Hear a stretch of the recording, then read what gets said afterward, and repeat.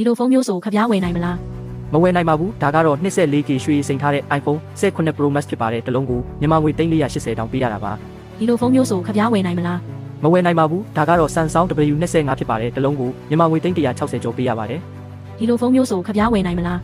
မဝယ်နိုင်ပါဘူးဒါကတော့ Samsung Galaxy Z Flip 9EF ဖြစ်ပါတယ်တစ်လုံးကိုမြန်မာငွေ36သိန်းဝန်းကျင်ပေးရပါတယ် ဒီလိုဖုန်းမျိုးဆိုခပြားဝယ်နိုင်မလား မဝယ်နိုင်ပါဘူးဒါကတော့ Samsung ရဲ့ပျော့ပြောင်းကွင်းညွှန်နိုင်တဲ့ဖုန်းမျိုးစားဖြစ်ပါတယ်တစ်လုံးကိုမြန်မာငွေ320ပေးရပါတယ် ဒီလိုဖုန်းမျိုးဆိုခပြားဝယ်နိုင်မလား မဝယ်နိုင်ပါဘူးဒါကတော့ Xiaomi Mix Alpha ဖြစ်ပါတယ်တစ်လုံးကိုမြန်မာငွေ320နီးပါးပေးရပါတယ်